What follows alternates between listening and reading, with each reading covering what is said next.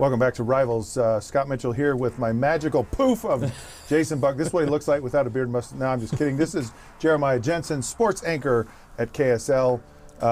Glad to have you on the show. So JJ, that's kind of your nickname, right? Yeah, Jeremiah Jensen, just too long. Yeah, it is. is. It sounds like one. It sounds like a Robert Redford movie, right? Yeah. It works. He's a mountain man. Yeah, right? there you go. I'm rugged. Yeah. So have you always had that nickname?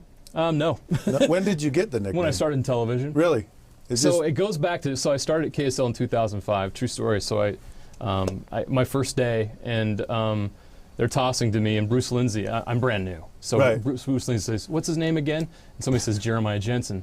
And he's like, well, I'm just going to call him JJ. Like, so Bruce Lindsay tosses to me, calls me JJ, and it's stuck ever since. So thanks, Bruce. I appreciate that. So since then, since 2005 here on KSL, that's what they've called me. And you're good with that name? Yeah, it works. You like it? Yeah. All right. Yeah, I can't tell you my nicknames. They're not for public They're not consumption. safe for, especially you should hear what Eric calls the me. KSL broadcast house. We won't air that, though. Yeah, Eric's one of our producers. All right, so the Utah Jazz. Yeah. I mean, did you ever see this coming? Because my heart, because I'm a longtime Utah Jazz fan, yeah. My heart was ripped out on July 4th when we had hatched Gordon Hayward. We had nurtured and developed him and grown him into this all-star, and then he just rips everyone's heart out and leaves. And did you, at that moment, think that season, this last season for the Jazz, would ever end up like it did? No. Okay, so let's go through that real quick. So Gordon Hayward leaves. You spent 7 years, like you mentioned, waiting for him to become who he was, and all of a sudden he's the all-star, takes you to the playoffs. You think this is the future, Gordon Hayward's going to lead us. Plus you just drafted a promising rookie named Donovan Mitchell. You didn't know how good he was going to be, but there was excitement seeing what he could be. And then all of a sudden he breaks everyone's hearts and he leaves, and you're like, we got to start over again? Did you think he was going to leave?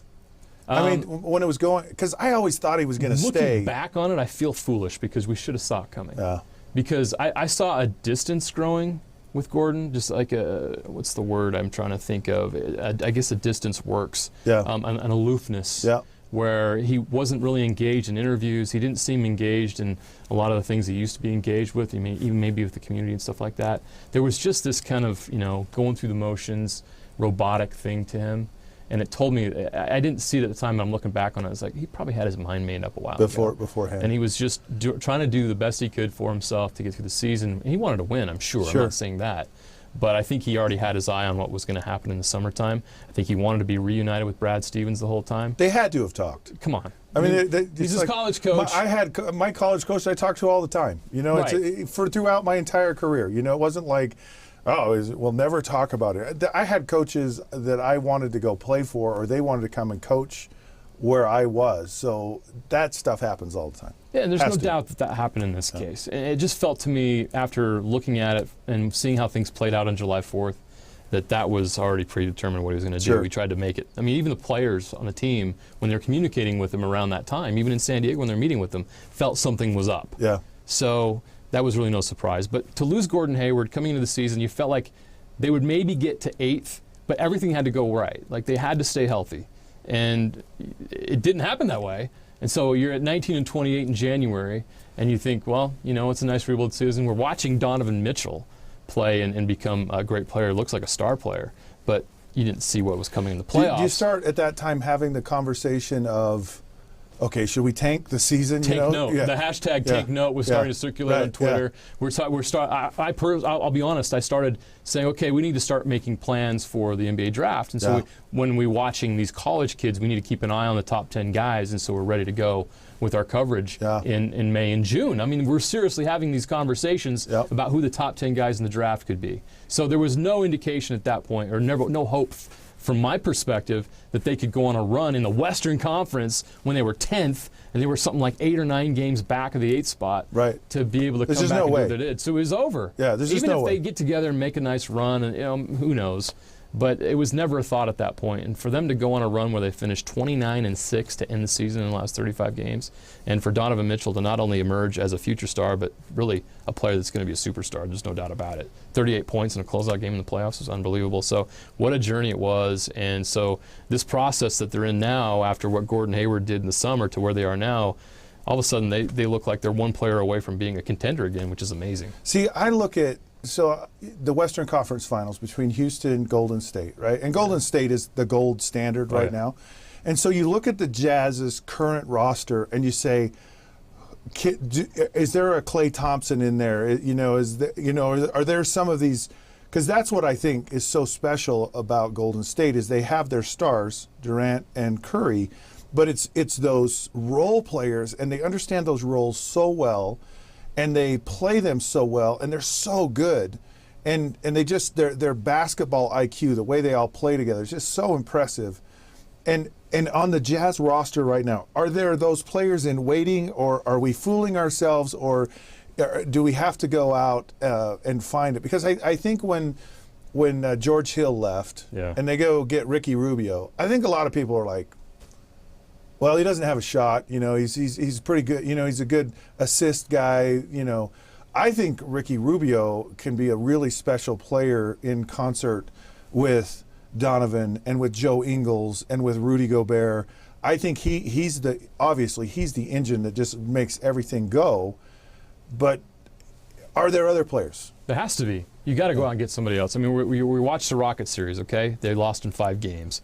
And, a couple of the games were close. They won the one in Houston. They almost won Game 5. But it was clear who the better team was. And we're just talking about Houston. We're not talking about Golden State. Right. So you couldn't compete with Houston in a 7-game series. You were lucky to get the 1 game.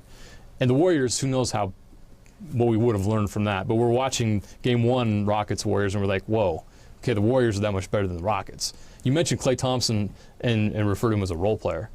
Klay Thompson's the number 1 option on 20 out of the 30 teams. Yeah. That's how good the Warriors are. Klay Thompson, who's an elite player, a top 15 player in the league, plays a role on the Warriors team. So that's how good the Warriors are. So if you're the Utah Jazz and you want to get better and you want to beat these 2 teams, you got a lot of work to do. And I don't think just standing pat and letting internal growth take its course is going to be good enough unless you're really patient.